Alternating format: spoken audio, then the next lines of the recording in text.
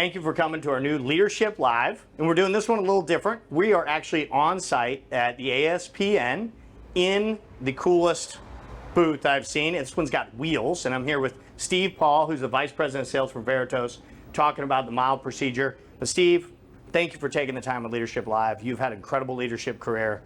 I know our audience will love to learn about it. So, but first, for those that don't know you, tell us a little bit about yourself. Sure, thanks Joe. Thanks for being here. It's great to have you.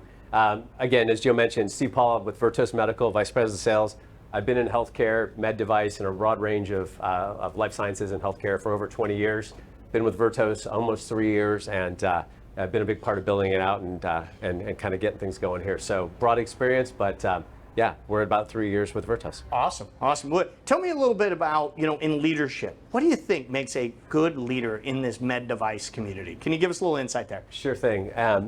And it comes in lots of different ways, shapes, and sizes, but I will say this, integrity, transparency, and a willingness and an ability to get uncomfortable if you need to reach out and ask people for help. And most leaders, I think, sometimes make the critical mistake of thinking they have to have every answer all the time to every question. And it's just like I tell my team, if you're with a physician and you don't know the answer to something, you cannot make it up. You pause, you say, let me go get that answer. I'll get back to you quickly, urgently, with facts, and you solve the problem. And I approach the same thing with my team, with our business.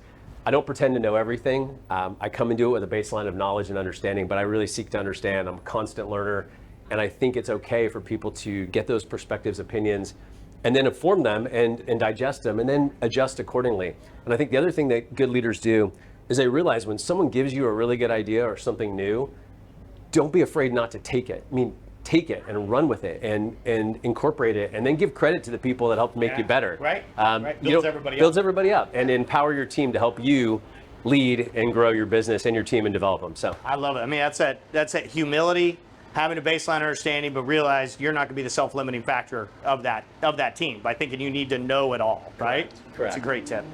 Curious, what you might have done wrong, lessons from the past that you might be able to share so the future leaders don't make those same mistakes. Yeah, I don't know if you ever heard the saying, sometimes, what got you there won't get you here. And being quick to adapt and making changes and realizing that there's inherent risk in anything. In fact, there's risk in not doing something. Mm-hmm. There's risk in doing something. And as you're kind of pivoting and navigating all these complexities we've all had to deal with over the last few years, certain things that I did before the world changed in 2020 were very much appropriate through that. But I think active management and really being aggressive with listening and changing regularly, because business is evolving and things are so different, and what salespeople used to do and how it's working now, and with virtual and customer interactions and everything.